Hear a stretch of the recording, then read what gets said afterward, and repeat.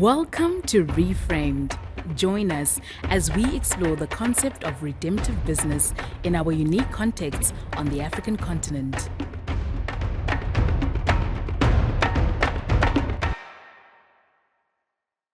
Hello and welcome to the Big Change Podcast, where we are exploring how ordinary Christians can change their world. This is Jonathan Wilson, and I'm your host. Today we are joined by Dineo Lioma, founder and CEO of Dokotela, a company working to increase access to healthcare in South Africa through innovative telehealth solutions where millions have extremely limited healthcare options. Welcome, Dineo. Thank you so much, Jonathan, for having me. I'm really excited to be part of this conversation. Yeah, it's great to have you. So let me give you a bit of Dineo's background, and then we're going to hear a bit of her story. So as I mentioned, Dineo is founder and CEO of Dokotela. But in terms of her background before that, she was the co-founder and COO of Cape Biotechnologies, which developed South Africa's first COVID-19 test kit. So that was the first local test kit developed, which improved the accessibility of test kits during the pandemic. Dineo sits on the board of the Alan and Jill Gray Philanthropy South Africa, whose work to strengthen the entrepreneurial ecosystem in Africa and also in higher education systems. Dineo was featured on the cover of Forbes Women Africa magazine in 2019, and she was listed as one of the 20 new wealth creators on the African continent. She was also selected for the Mail and Guardian's Young 200 South Africans business category, also in 2019. Dineo obtained her MPhil in Micro and Nanotechnology Enterprise with distinction from the University of Cambridge, where she focused on the commercialization of nanotechnology research and entrepreneurship. So, Dineo, welcome. It's great to have somebody like you on the podcast. You've had quite a journey. I think it'd be great for listeners to hear how you got to what you're doing today, where you are now trying to solve this problem of healthcare access. Thank you so much, Jonathan, for having me. It's really quite exciting to be a part of this conversation. Just to share a bit more about myself. So I was born in the 90s, which is just, as apartheid was obviously transitioning out. And I was born in Durban, but grew up in Bloemfontein to two amazing parents. And I have two older siblings, so I'm the youngest. And we grew up in a Christian home, filled with hard work, discipline, a lot of love. And I'm really fortunate to have grown up in that setting because that really helped me to focus on being a disciplined individual whose goal was to contribute to society. And I remember, growing up, I was really obsessed with becoming a doctor. If you could ask me, I think around 11 years old, I was obsessed with becoming a neurologist. It's all I could tell people. And I think the main influence was because of my late uncle, who was the first orthopedic surgeon in my family. Actually the first doctor in my family. There were a lot of firsts during those times because of apartheid. People didn't usually, get the opportunity to go study medicine.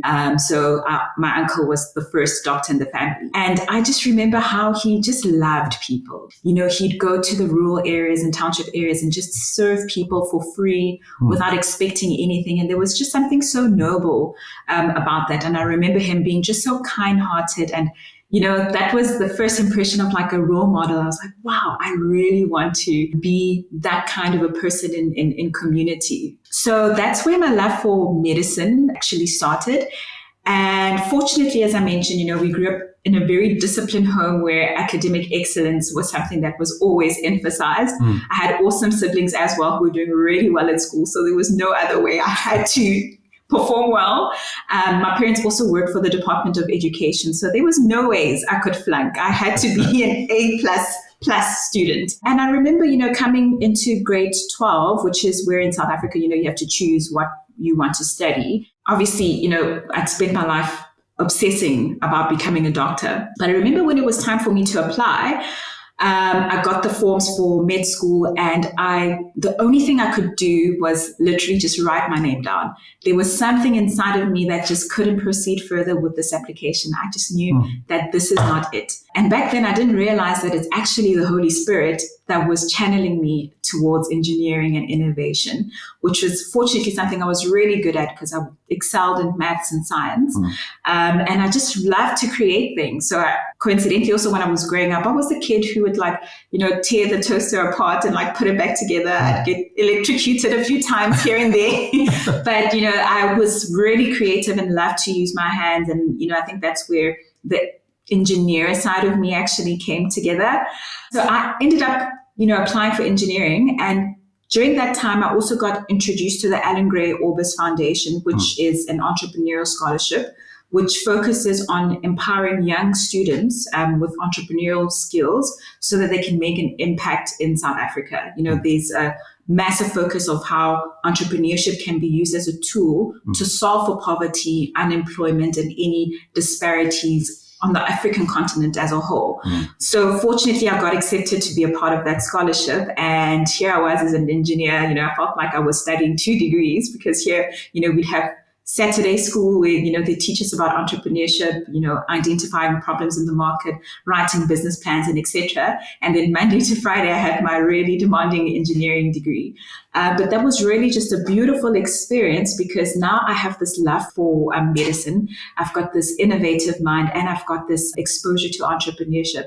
And God just really guided me along the way as to how I can marry all of these 3 aspects together. And I think that's essentially how I got into the healthcare space. Because, even though I was in engineering, there was just that deep love for people and medicine that I just couldn't knock off. And I remember I actually started experimenting with a few entrepreneurial ideas when I was in 4th year of my studies.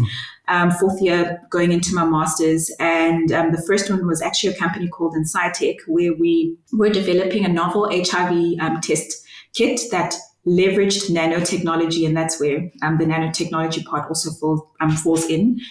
So, we were designing this device, and I was like, yes, this is it. I want to use my engineering brain coupled with entrepreneurship and, my love for medicine to basically impact the healthcare space. Oh, that's great. Thank you for sharing that. Tell us maybe a little bit about what are the major dimensions of the challenges faced in the healthcare system in South Africa and how those are experienced by South Africans. So the healthcare sector in South Africa is actually quite complex. And, in present day South Africa, 2024, you can still see some of the legacy from apartheid to today. And the main issue is access and the disparities in terms of access and as well as quality. So you have a population where 84% of South Africans don't have access to private healthcare insurance, whereas the 16% does. So in South Africa, if you have a medical aid, you're actually part of the elite. It might not seem like it or feel like it, but you're actually part of the elite. And that's mainly because it's quite expensive for people to be able to afford. So if you look at a family of around, say, 3-4 household members, you could end up paying around 8,000 Rand for, your monthly installment for medical insurance. And that is equivalent to someone's monthly home loan repayment. Yeah. So people are literally, comparing those costs and saying, do I pay for a roof over my head or do I make sure that I have medical insurance? And, you might take the bet and my family doesn't always get sick. So I'd rather invest, having a house over my head. So those are kind of the decisions that, ordinary South Africans are faced to make. So it's definitely a lack of access. And then when you look at the public health sector, it's extremely overburdened. I mean, supporting 84% of the population. And that's not even truly a reflection of what's going on. It's just, statistically, they estimate it's about 84% of the population. It's extremely overburdened. And not only from an infrastructure perspective, but also in terms of the number of healthcare providers that can actually service this amount of people. So it really just makes it a lot more difficult to deliver quality healthcare to the ordinary South African. You go to a lot of the major public hospitals and clinics, you'll find a long line. You'll find grannies who are in their 60s, 70s, 80s sometimes, standing in long queues for the whole day. You even have to bring a little bit of like a lunch tin. People sometimes camp overnight just to be able to make it on time to be seen by a doctor. So perhaps they arrive at like 4 o'clock, 3 o'clock in the morning, only to get help around like lunchtime, 12 o'clock or 2 o'clock. So I think we can just get a picture of like the sheer volume of the amount of people that actually rely on public health systems versus private. it's a huge problem that we have to address. And I think, with conversations around the NHI now coming up, that need is being highlighted to say 30 years into democracy, surely we can't, continue along the same path. We can't have the same stats that we had in apartheid being the same as they are in 2024. So that's essentially where also, the conversation around the NHI is coming through. Yeah, and just for listeners who are not in South Africa, the NHI is the National Health Initiative. And also the number that Dineo gave earlier, 8,000 Rand a month for like basic medical coverage, is basically around $400 US. So that gives you, if you don't know the Rand, that gives you a sense of what we're talking about here. I'm just curious, how did the COVID pandemic either accentuate or even exacerbate some of these systemic factors around healthcare? So I think COVID definitely highlighted those disparities that are taking place between the public and the private health sector. And also just mind you, Jonathan, I should have mentioned previously that in terms of health spend, the public sector and the private sector spend the exact same amount, but private sector services the 16%, whereas public services the 84%. So already, that just further highlights the disparities between the two. But then going back to COVID, as I mentioned, it definitely did highlight those disparities. You had people who, if you were sent to ICU in a public hospital, it was a lot scarier versus in private healthcare where they're able to do more, where our medical aids are structured. You've got your prescribed minimum benefits where if you're hospitalized, medical aid just basically has to pay, whether you're there for 1 day or 100 days. It's part of the prescribed minimum benefits. Whereas in public health sector, resources are already limited, so they're not able to have as much advanced technologies that you would receive in the private sector. But even though I think as a whole, on a global level, I must commend South Africa. I think we did really well in our response to COVID, which, also just highlighted in terms of our leadership and the way that we were able to self-organize. I think globally we're part of these conversations. Our country definitely does stand out as one of the countries that responded well to the pandemic. However, we still were aware of the fact that if you were in a public health facility, you were slightly disadvantaged in that regard. We also saw a lot of people dropping off of medical aid also because of affordability. A lot of people either got retrenched or their salaries were cut down. And I remember we ran a COVID testing station at some point, and we actually saw this play out where people who come from wealthy suburbs, would come to us, ask us for a refund and say, guys, can we just get our money back? For example, we tested negative and there's no need for this test, but we actually need that money to be able to buy food for our families for this week. And they would plead with us. And, it was a really difficult time. And I think that's where my heart for services, medical services really came in, because we created this COVID test kit and I realized we could sell it at, hypothetically speaking, at like 1 Rand or less than $1, if you think in terms of dollars. But if the people offering the services are not willing to cut down their prices, the end user, the consumer, the patient is the one that still has to bear the brunt. We're just helping either the pathology labs or the hospitals make more money. But the person who really needs a cheaper service or more affordable service is the actual patient.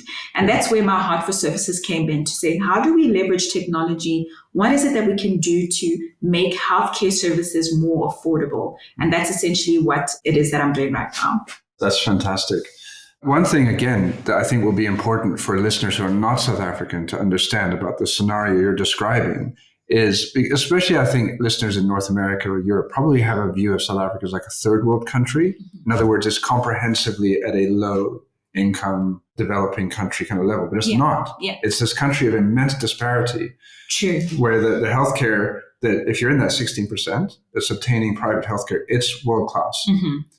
Related to that is the fact that there are leading scientists in this country, epidemiologists, because of the whole HIV/AIDS pandemic.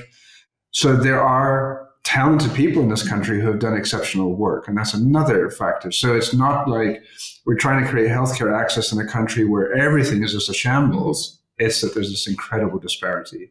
Correct. One of the things that will come out, I think, in the coming episode with my colleague David is we're going to talk about equality. And we're going to be talking about it in the context of venture capital. But And we won't go into it now in detail, but I encourage listeners to look out for that episode when it comes, because I think equality is something called for in Scripture, and as Christians, we're too quick to ignore it. So you've described the overall sectoral challenges in South Africa, but what part of those challenges have you decided to focus in on in your work at Docotella? Sure. So Docotella is a telehealth platform, and we exist to make primary healthcare services as affordable and accessible as possible. And how we do that is that we leverage mobile technologies in order to do that. So a lot of South Africans fortunately have access to a smartphone. So we have a web-based platform where people can just book a doctor's consultation for 390 Rand. I'll leave that to you, Jonathan, to do the conversion. So what that comes with is it's a virtual consultation with a doctor. And then we also give 100 Rand medication voucher with every single consultation if medication has been prescribed by the doctor. Sometimes people come in and they either want a referral to a specialist, so they can just dial in and ask for that. And we are actually one of the first, if not the only, telehealth platform in South Africa for now that offers this add-on of a medication voucher. And what we really wanted to do is, again, make healthcare as accessible and affordable as possible. So if you go to an in-person doctor's consultation, that's around like 600 Rand, which is almost around $30. Yeah. So we're able to just leverage technology in order to cut down healthcare costs. We believe in focusing on primary healthcare, and especially preventative primary healthcare. We want to make, speaking to a doctor as easy as possible, so that if you have a slight chest pain, just call our doctors in and, ask questions and let them give you a referral, rather than wait for you to have a whole heart attack and then you only seek help. So we are quite passionate about preventative healthcare, identifying health issues at the early onset before they become complicated. And we also believe that, if we give people ubiquitous access to healthcare, that helps with achieving that goal. So as it stands, we are virtually based, but we also have a vision to set up nurse-led clinics around the country. So we'll have clinics where, we offer dental care, primary health care, as well as optometry. And they'll be nurse-led. And when we need a doctor's intervention, then we'll have the virtual consultations. So we also work with a network of doctors. And if there's a need for a doctor to come in person, our plan is to just have them rotate every now and then, coming into a clinic maybe twice a week or so. So that's essentially where we're going. So right now we're focusing mainly on the telehealth, getting people so accustomed to virtual consultations. South Africans, we sometimes stick to it. So there has been a lot of education that has gone through to, educate people around the fact that you can have a virtual doctor's consultation. Right. And people love the convenience. You don't have to now, stand at a clinic the whole day to be able to get access to a doctor. Yeah. It's super convenient, more affordable than, going to a GP. We're really excited about that. And then as God permits, the vision is really to eventually own hospitals. But, that's more like maybe a 10, 15-year journey. Yeah. We're just taking it one step at a time. Yeah. And what I love when you use the language of convenience, like for somebody in the West, convenience means, like, if I want to go see a doctor, the convenience of an online platform means I've eliminated maybe a 20-minute drive to the doctor and a 20-minute wait. Yes. And a half-hour visit, and then I'm back home again. Whereas for the folk that you're describing, in a typical township environment, that's a taxi ride. It's waiting on the street for the taxi. It's going to walk to the hospital or wherever, and it's sitting in a queue that could be a day. Absolutely. Yeah. And especially those people who, if they miss work, they don't get their daily wage. Right. So this is great, because if you're not feeling well, you just get your doctor's consultation. You don't have to take the day off. So it really, impacts on people's livelihood and their ability to earn. Yeah. So Dineo, your business is targeting people who are in the, what they would say, low LSM bracket, which is living standards measure. So the low LSM bracket. Tell us a little bit about on the economics of this business. So your price point, where does this sit in terms of the overall costs that somebody who's low LSM experiences in their lives? And then we'll also be interested as to how that makes money for you. Great. That's also an awesome question. So when we think about LSMs, it ranges from 1 to 10. There's actually a tool online that helps people to understand where they sit on in terms of the LSM bracket. So, for example, if you have, a backyard, a swimming pool, you've got more than one phone in your household, you've got running water, you've got a toilet inside of the house, you're more likely to sit on an LSM level of around like 8 to 10. And that's usually where people have access to private healthcare insurance. People usually from LSM 7 down, they're the ones that don't have access to that. People between LSM 1 and 2 are usually unemployed. And, in South Africa, we also have government grants. So they earn an income. Their income is also based on that. With our solution, because we have been able to leverage technology in order to lower the costs, it actually helps us to reach people in an income bracket of from LSM 3 to 4 upwards. Right. But as I mentioned, you also find people who are in the higher LSMs who also use our services because, they don't want to deplete their medical savings. They try to, minimize overusing their medical aid so that their savings don't run out. And that's just a challenge that everybody currently faces. And your next question around how do we make money? So we have a few revenue models. So we work with a B2C approach where, you have the once-off doctor's consult. That's the one that's $390, which is $40, which is a once-off doctor's consultation with the medication voucher. And then we're also introducing a subscription-based model where you pay a certain fee to be able to access unlimited virtual doctor's consultations. And we're looking at a target price of around 200 Rand. We are working with some experts to be able to make sure that that pricing is correct and we're obviously able to still make money, because what's the point of a business if it's not profitable? So that's one avenue. And then we also work with corporates using a B2B model where, they use our services as an employee benefit. So in South Africa, corporates have been great in terms of helping their employees access private health insurance. So we work with corporates and offer them this package of the doctor's consultations. We're also introducing other offerings such as dietitians, people who are going to help with virtual exercise plans and etc. Yeah. So that's another offering that we have. And that's also subscription based. And it's great because, the corporates then pay us a retainer. They look at how many employees they have within their organization and we price based on that. So that's essentially how we're working at the moment. Right. So the B2C, the business to customer or business to consumer revenue stream would probably be more volume based, I would guess. And then Correct. You've got these larger, perhaps contracts on the corporate side. Correct. Yeah. And those actually help with access to distribution. You have one corporate who can give you access to 100 customers versus, going 100 times to one customer sharing about your product. So it's been really great in terms of, just getting the scale that we need. Yeah, that's great. I'm curious, what are the typical health challenges on a more day-to-day basis that are being faced that people might be calling their doctor about? And I'm just unpacking this preventative side. What are you ultimately working against in terms of long-term negative health outcomes? So I know a lot of people, when they think South Africa, they probably think, HIV AIDS, but fortunately we have really had great doctors and a great healthcare system just stabilize that. So that's a great one on our side. What we are seeing is an increase in lifestyle diseases. So that's hypertension and diabetes. Yeah. And that literally comes down to how people live, whether it's your diet, whether you're living a sedentary lifestyle or not.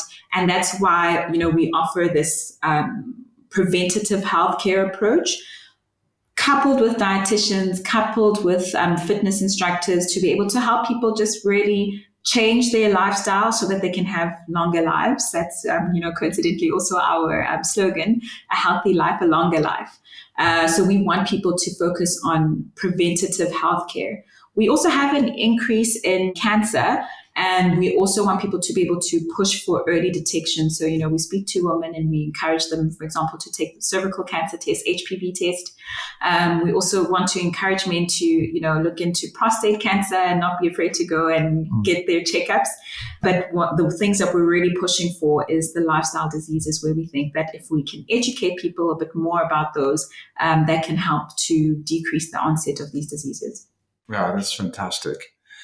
So what you've just described and what you're addressing is in itself really key. It's not a Band-Aid solution. It's quite fundamental. But nevertheless, it's still a component of a larger correction that needs to happen and a larger vision on your part. I want to hear more about that, but first I want to take listeners on a bit of a journey into history to an example of something quite different, which was the movement to abolish the slave trade in the UK back in the 1700s. In the UK itself, it wasn't so common to own slaves like it was, say, in the US. But the slave trade was fundamental to the British economy itself. To move from that to a place where eventually the trade is abolished and where the British military is actually used to shut it down. So in other words, the British are spending money to shut down this toxic system, and then also bring it to the point where the institution of slavery itself was abolished. Offer listeners a kind of a framework that I've used over the years with when I was doing management consulting, and we now use it in our company, Third Way Capital, when we're working with ventures who are planning out their growth strategies. And we bring a systems change kind of model to that. And one of the things that we talk about, it's very simple, is we use the analogy of climbing Everest, Mount Everest, or any large mountain like that. And most entrepreneurs, like yourself, the ambition that they have is, if you're to put it in realistic terms, they're actually trying to climb a mountain where at the top is the zone of death. It's like when it's really hard to get there, and to get there is an extremely impressive feat. And it requires exceptional patience, tenacity, and hard work to get there. And if you're going to be a climbing team that is going to climb Mount Everest, what is actually crucial to doing so is to build a very strong setup at base camp. Mm-hmm. Base camp is not sexy. It's dozens of, if not hundreds of oxygen bottles. It's making sure all the right food is in place. It's making sure that all the gear is there. It's making sure that all the team has been properly trained prior to even arriving at the mountain. And we use that as a way of helping entrepreneurs to position what they're trying to achieve in a more realistic way that holds on to the ambition, but understands, if I'm going to climb Everest, I have to build base camp first. And every subsequent milestone in growing the business is going one more camp at a time. And of course, because you're dealing with systems change, you have to account for the components of a system. So if you're going to build base camp, let's stick with it for a second, you still have to say, maybe I'm biting off a chunk of the system that I'm trying to address, which is what you've done. And so building base camp, building your business that you're currently working on, Docatella, is just base camp, really. Yeah. Yeah. So when it came to the abolition of the slave trade, it was eventually abolished in 1807. But it actually took about 40 years to get there. And so if, go back in time 40 years prior to that, mid-1700s, you've got primarily, I think it was Quakers and evangelical Christians gathering around a table, about 5 or 6 of them, including a gentleman called William Wilberforce, who's probably best known for his work in this. And sitting around a table and saying, we need to bring an end to this ungodly institution. And I'm quite sure that they would have loved it if they'd succeeded in about 10 years. And that's what's so impressive about the story, is how long they took. There's an excellent book called Bury My Chains by Adam Hochschild, and I encourage listeners to read it. He's not a Christian historian, but he doesn't hide the critical role that Christians played in this process. And what he brings out is how they began to get quite clever about the fact that on the one hand, they're dealing with government policy. Mm-hmm. That's right. But government policy has interests behind it. The industry itself, like the sugarcane plantation industry in the Caribbean, and the guys in the supply chain, the ship owners and the shipyard owners and the dock owners. And they did not take well at all to what was positioned as this moral campaign, to end the slave trade. They're like, you're actually trampling all over my business, my well-being, my welfare.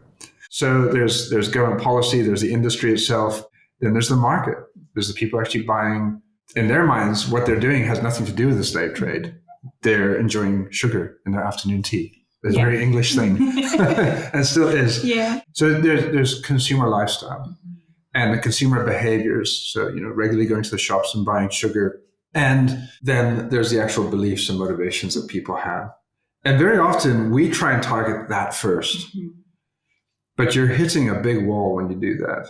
because those beliefs and motivations are rooted in my interests, my lifestyle, Absolutely. and so on.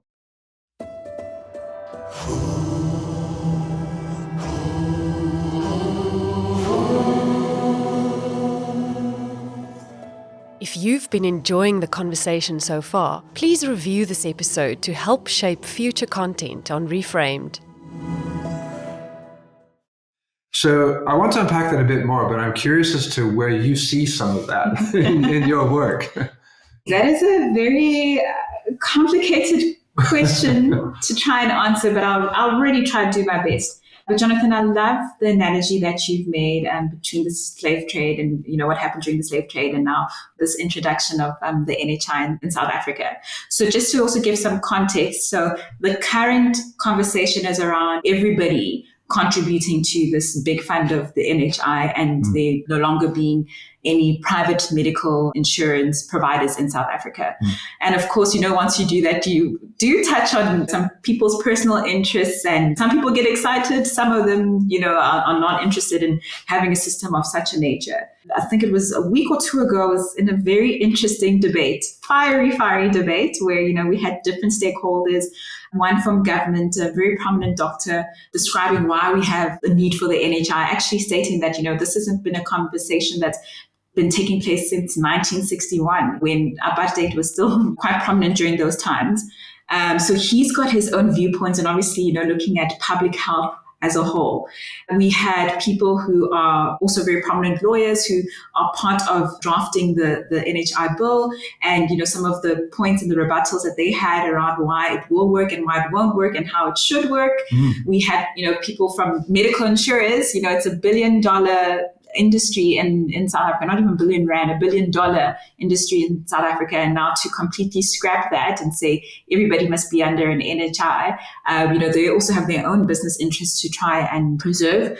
And I think last we had an academic as well, looking at the economics of South Africa and whether this will be a viable solution or not.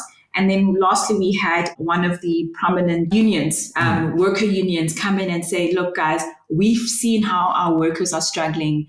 They don't have access to private healthcare. And a solution like this would work so well for the country. And, you're sitting and you're looking at these different debates and how everybody has a viewpoint on it. And it's really difficult to please everybody. And I don't know if it is possible. And also, I always try and understand what's God's heart behind these conversations and, behind these bills that are being proposed, right? And what the NHI ultimately wants to address is equal access to healthcare for everyone, irrespective of your social status. And I think that's definitely something that is in alignment with Christ. Christ is not an elitist. He loves everybody, rich, poor, whether you can afford or not. That's also one of the things I love about South Africa is that, we are very big on emphasizing human rights and saying that healthcare is a fundamental human right. But the how we do it then becomes a bit complicated. So some people don't believe, we should have this big pool of funds where people who are already feeling heavily taxed are going to be taxed even further. And we don't even know if the money is going to be used as efficiently as possible. This morning, coincidentally, I was reading the book of Ezra. I think it's in Ezra 1 verse 6, where it was describing when it was time to rebuild the temple. You had neighbors coming in and pooling in resources. They gave gold, they gave silver, they gave livestock, and contributed all of this towards building the temple. So there's this idea of pooling resources in order to achieve one mission. But the key, and I think it's the operative word, it was that they gave willingly, right? It was not under compulsion or feeling forced. People gave freely in order to rebuild the temple. And I think that's also one thing that is behind God's heart. God loves cheerful givers. And, we shouldn't be forced to give under compulsion. And I think that's the sentiment that some people have around the NHI, that now we're being forced to give to this big fund that we don't even know if it's going to be managed well. And, there's a lot of sentiment around the fact that due to corruption and greed, even the taxes that have already been collected haven't been used as they should. So now you want us to give even more. Can we really trust that you'll be able to do that? There's also debate to say, look, if you look at the UK, they have that mixture of, yes, the NHI, but, people are still able to have their own private health insurance. Should that be the route that we go to rather than making it an exclusive NHI? So it's really difficult to come to a conclusion. And I think as a nation, these are the conversations that we're going to keep on having. And, the transformation that we wish to see, that you mentioned, with the slave trade, that it was a transformation that took years to achieve. It's not going to happen overnight, but it's good that we're having these conversations to say, guys, there's actually a problem. There's massive inequality that's taking place in our society. They're the haves and the have-nots. What are we going to do to solve this problem? It's now the how we go about doing that. And I really just pray that God just guides legislation, guides, people in government, the decision makers, and even guides innovators, because I think there is a space for individuals such as myself to contribute to that vision and mission. We're looking at how telehealth can help to decrease the load of people who go and queue up at clinics. If you need to get a prescription, just call the doctor instead of having to, flood a hospital clinic with something that could be solved virtually. If once we set up clinics and, hopefully hospitals as well, we are able to be service providers for governments, and, we make sure that we offer a high quality service. So it also goes back to that analogy of like, what is base camp for us and what is that Everest? So our Everest, or that peak of Everest, is when we see a system where, we've got just well-run, state-of-the-art technology that everybody gets access to, and healthcare facilities that everybody gets access to, and hopefully that people actually don't need. Right. To be quite honest with you, I know it makes sense for people to, you always have a market for your business to run, but if we have healthy people in South Africa that don't need to be hooked up to ICU machines, having dialysis, that is actually the win. And I think that's the heart of God, to say, we actually don't want sick people in society. What do we do to ensure that we get to that point where, we have healthy people? Yeah. So I guess that the Everest is healthy people, but also having state-of-the-art facilities and technologies that can cater to everyone. If you're in a township, for example, Soweto or Alexandra, where people are generally in the lower LSMs, they get the same quality of service as someone in Constantia, as someone in Sandton, as someone in, one of the prime locations in South Africa. It doesn't matter. In fact, we'd love to see a situation where people in Sandton move along to Alex and Soweto to come and get help, because the quality of service is so good. That's really the ultimate vision of what we want to achieve. That's fantastic. I love hearing you unpack that. And as one humorous example, here in Cape Town, the Department of Home Affairs has to be one of the most hated institutions that anybody tries to access, whatever their LSM. Yeah. But the Home Affairs office in Khayelitsha, which is obviously one of the big townships out here, is the best place to go. Great. Yeah, you get way better service there than you do here locally in the suburbs. So I love that. So I'm hoping we achieve the same thing, that, people use Sandton, they need Melrose Art, and they come and use our clinic in Soweto and the likes. Yeah. Well, one of the things about the abolition of the slave trade, that whole movement, I think there's a number of things that they did and that they experienced that I think are quite instructive. And it makes me think about, the NHI and the move to equalize at a good quality level healthcare access in South Africa. And one of them was they became, at first they were just like anybody would be, just very linear in their thinking, just like we've got to ram through better policy, that starts to work against the slave trade. And that just met huge resistance. But then they did things like they introduced clever policy mechanisms that appeared to be meeting desired objectives of the country, of the government at the time. For example, shutting down American merchants. Mm-hmm. But it was actually shutting down shipping routes that were for slave trade. Mm-hmm. So they would do these clever moves that didn't on the surface appear to have much to do at all with the slave trade. So there was that. They were becoming wise and clever in how they were tackling government policy. They also did a lot of work to conscientize the population. Mm-hmm. So there's an educational component. And of course, that takes years. And campaigning around the country to help, they actually got quite gross about it, where they use stories from the sugarcane plantations in the Caribbean to point out to the British public there may well be blood in their sugar, like actual blood, because of injuries and deaths that would happen on the plantations at the milling plants and so on. But the other thing that isn't, like Adam Hochschild gets to this point in his book where he puzzles over the fact that there was a revolution going on in France at the time that was about equality and liberty. Mm-hmm. The Americans had just release themselves from the yoke of of British rule. But it was in Britain that this took place. Those other two places didn't achieve the full abolition of the slave trade or slavery. And he puzzles over this and he doesn't have an answer. Now, I have two observations about this. One is that what he doesn't really pick up on is that there was a massive evangelical revival taking place in the British Isles at that time. And it was the evangelical movement that was basically piggybacking on that revival and going to those people who were becoming Christians and giving their lives to Jesus, and who were realizing that, because many of them were poor, that there's a dignity that they possessed. So their own sense of self-dignity is improving, and they were being conscientized to acknowledge the dignity of the black man and the slave. And that was actually the slogan was, "Is this man not my brother? Is the slave not my brother?" I don't think that conscientizing kind of movement would have happened if it hadn't been, or it would have been much harder if it hadn't been for that larger spiritual revival that was taking place.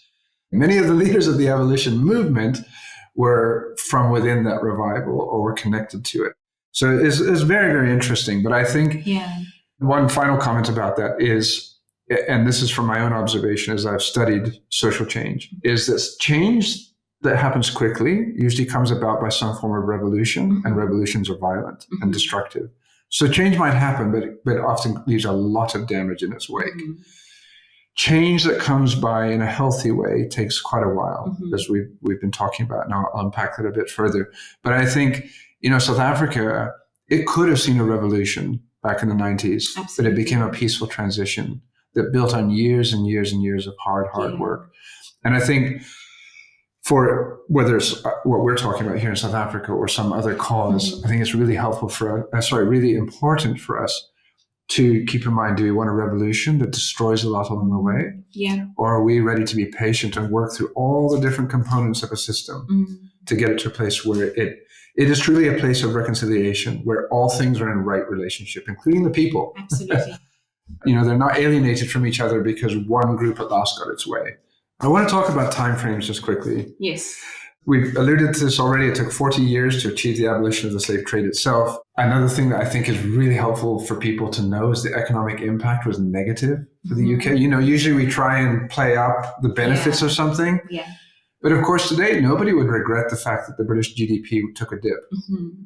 In order to stop this thing. And I think we also need to consider that if all of us have to take a hit in our overall income level or quality of life level so that the country as a whole has equal access to healthcare. I think as Christians, especially as Christians, that should be something we're very prepared to take on. No, I fully agree with that. If we have to get to that point, Jonathan, then, maybe that is the right route to go to, because if you're not healthy, how can you productively also contribute to the economy? So maybe we take a dip or a hit in the first few years, but as we get healthier people who are then able to work more productively and actually contribute to our GDP, maybe that's when we'll see the benefits of that in the long term. And maybe it won't necessarily be in the next year, but maybe in the next 5-10 years, we have more people taking their sick leave. We have more healthier people in the workforce who are just actively contributing to the country. And we have to have those conversations as well. You pointed out to a fact around, wisdom. And we're just so blessed to be able to ask God for wisdom. There's a Bible verse that says, if you ask for wisdom, God gives it in abundance, irrespective of who you are. So I think as a nation, we also need to just go before God to say, how do we phase these policies, and what are the right policies? Sometimes we like to sit in our own little corner and strategize, but we don't even come up with the optimal policies, but we've got the most creative, the most just God that we can go to in our time of need, approach his throne and ask him for that wisdom to really figure out what the right strategies and the right policies that we should put in place. And I really pray that, a lot more Christians, whether in politics and business and healthcare, and even just the church as a whole, come together, because, sometimes we have this dualistic way of thinking to say churches on Sundays only, Monday to Saturday. God is outside of that. We'll see God on Sunday. And that's really a wrong set of thoughts to have.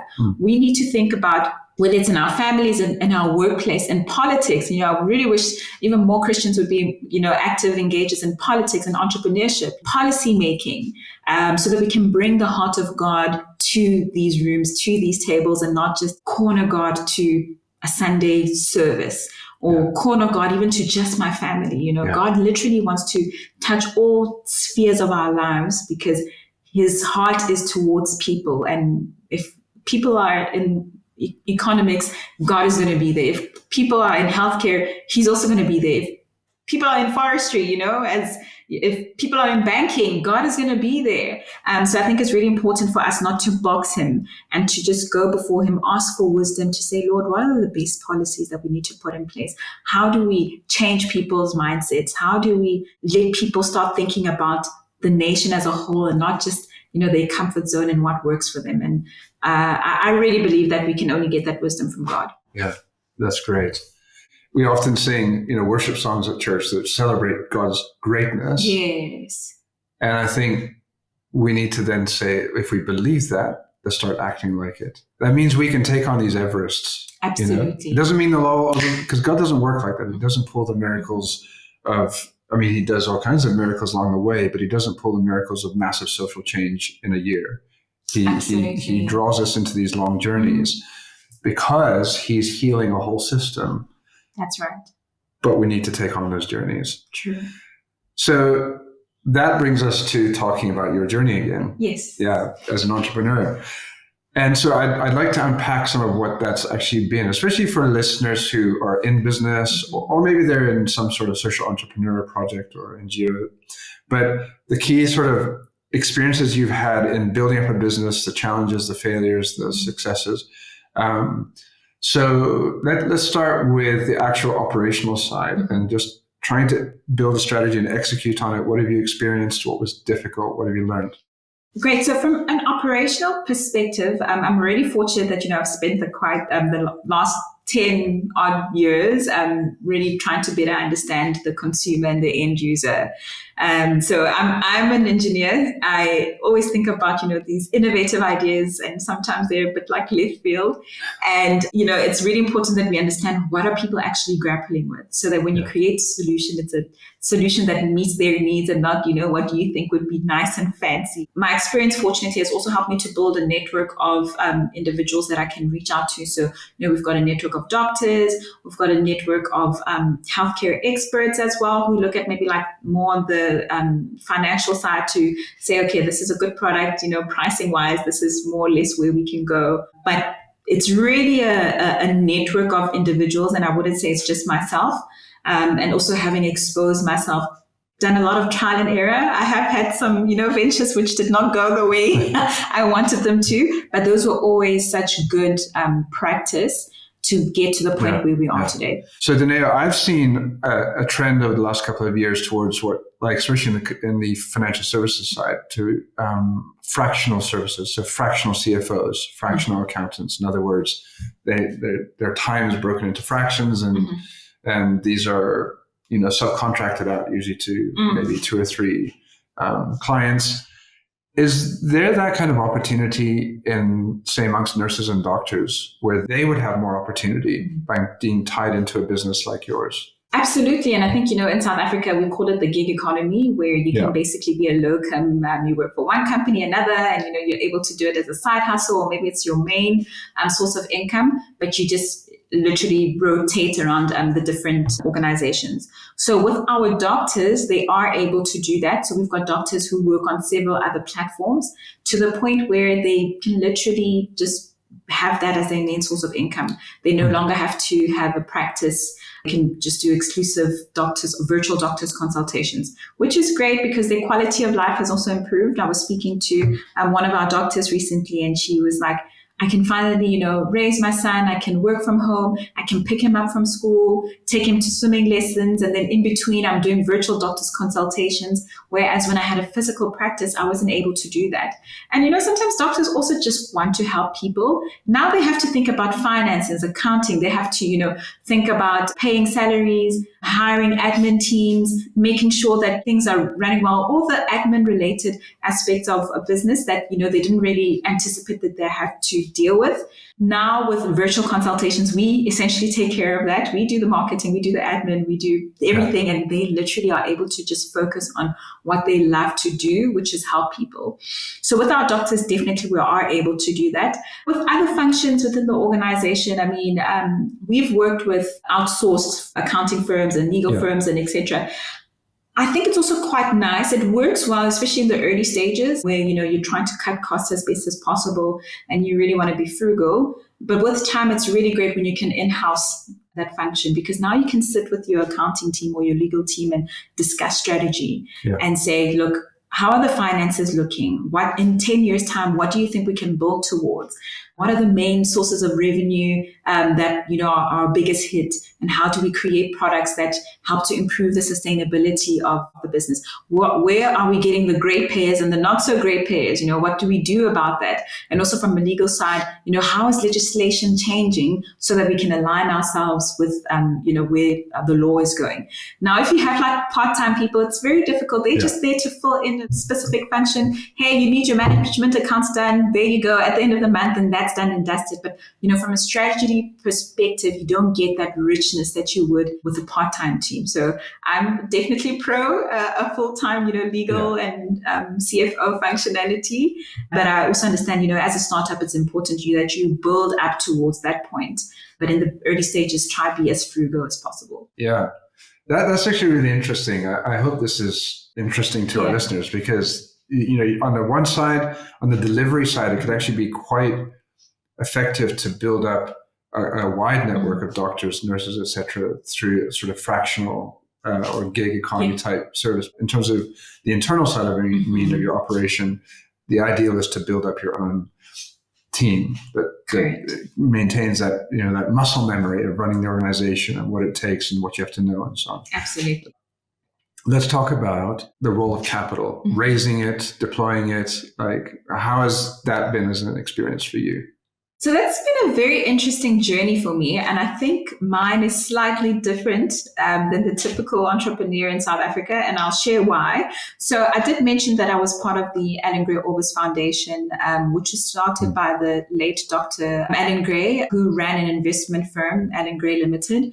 And he basically established the Alan Gray Orbis Foundation and E-Squared, which is they're all related organizations. So Alan Gray Orbis Foundation focuses mainly on the education component, training us to be high impact entrepreneurs. And once we have a bankable business idea, not just it's not free money, we can then approach this organization called E-Squared, where we can get funding for our businesses. So I think I've been slightly privileged in that sense. I'm really grateful for that opportunity. And, to have had Dr. Alan Gray just even think of this vision. Even in the Bible, it talks about a good man leaves an inheritance for his children's children. Yeah. Now I feel like this is my inheritance. And there are like 1,000 of us. And we're just beneficiaries of his hard work, his heart for South Africa. Also, fortunately with E-Squared, because they focus on high impact, but highly ethical and responsible entrepreneurs. So when it comes to value alignment, it's always just been an easier conversation to have and say, look, guys, there's this idea I want to work on. Can you help me? Can you support me in order to build it? And this is what I want to achieve. From an ethics and value alignment, it's been really great to have those kind of conversations with them because, there is that alignment that's there. And what are the key ways that you have deployed the capital that has been brought to you and or might in the future? Initially, it was around testing the idea, whether it be like market research, doing customer interviews and the likes. But where I've mainly used the capital is to build a prototype and start with marketing to acquire like the first customer base and grow from that. Yeah. And then our next conversation is now around scale. Once we've really got that 100% sweet spot product market fit, because also when you're prototyping, there's some things that you will refine until you get to that, that sweet product market fit. And then once we have that point, then we're going into another conversation around scale and growth. Yeah. No, I think this is really helpful for anybody listening who wants to be an entrepreneur, is an entrepreneur and wondering about the role of capital. And you've described what you use it for, and I think that's really helpful. And I want to return to the point that you're making, which I don't want listeners to lose, which is the alignment of values between you and the person or the company providing capital to you. And I mean, I'm in that space of capital deployment. And I think that value alignment is key. Now, because you're going to be journeying together for a while. Absolutely. And if it's debt, then you have to repay it. If it's equity, then the investor expects a return. And you don't want to be in that long-term sort of marriage-like relationship with someone. And it's difficult because you actually have underlying different moral or social considerations in terms of the outcomes of your business, as well as the business case itself. Now, you've had to face choices around values alignment. I think that would be helpful as well for folk to hear, like, what challenges have you faced and how have you addressed those? Yeah, absolutely. I think any business, you will get to a point where, your values and your morals are tested. And sometimes it also comes down to the nature of the opportunities that you receive. I remember there's this one particular opportunity, and we were going to get paid quite a substantial amount of money to be able to do it.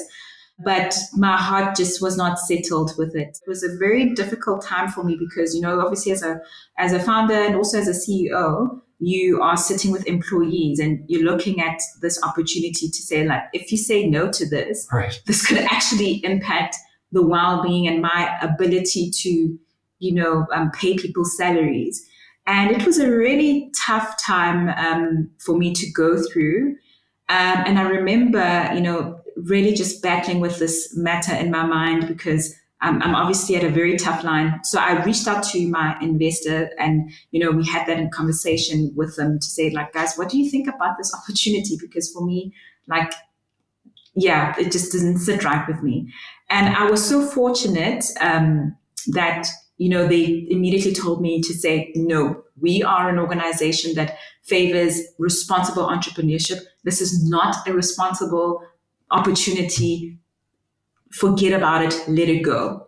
And I remember it was actually a joint opportunity with another business, and we were going to do it together. Now, this other entrepreneur's investor, what they said to her was that, no, don't worry, just do the job, take the money, right?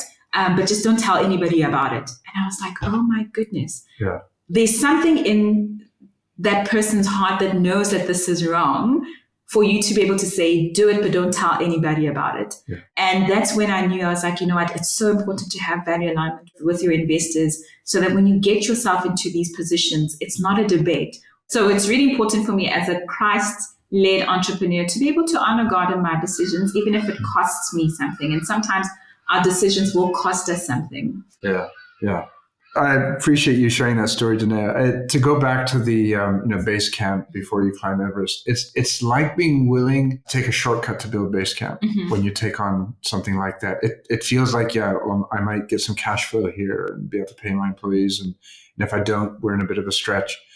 But at the same time, you could well be creating a base camp in which you're one rope short, one oxygen tank short, and it's going to affect you further on.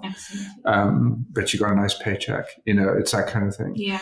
This has been a fantastic conversation. Thank you. What I'm hoping, amongst many things I think listeners will gain from this conversation that we've had and the things you've shared, is the spirit of it. That we care about what our brothers and sisters can't access, and that we take it upon ourselves to be a part of the solution. I think I don't know how widespread this thinking is, but I do run into it sometimes that the poor post-apartheid, especially, that the lower LSM, they've had time to get their act together and make things happen. And that's just not fair or accurate to their circumstances. They are recipients of extremely broken systems. Yeah. They have very little agency. And I do think that as Christians, it's our responsibility not to, again, you know very well, it's not about giving handouts. It's about creating access and opportunity. And we both know that people with better health also have the ability to take greater initiative in their lives. Yeah. They can be entrepreneurs when they're healthy. Absolutely. They struggle to be entrepreneurs when they're not. And like you said, this country's future is going to depend in part, in actually a significant part, on successful entrepreneurs building small, medium-sized businesses.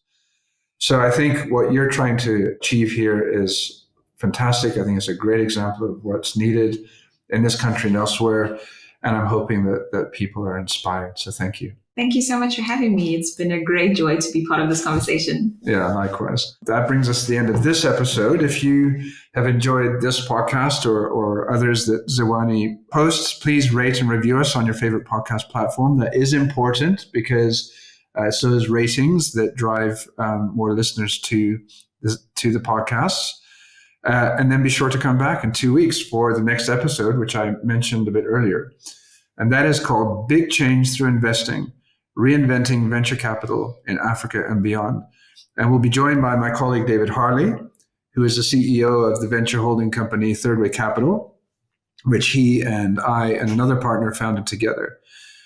David and I will be discussing transformational ways of deploying capital into early stage ventures, especially in the context of the history of colonial exploitation that this continent experienced. So against that backdrop, how do we build into companies that are going to shape the future of this continent in a really good and positive and healthy way? So until then, this is goodbye from me, Jonathan Wilson. Thank you for joining us. This episode of Reframed was brought to you by Ziwani, a community of business leaders who partnered together to live out their kingdom calling in the marketplace within Africa. Ziwani is a Mergon initiative. To know more about us, visit our website at ziwani.com. That's ZIWANI.com.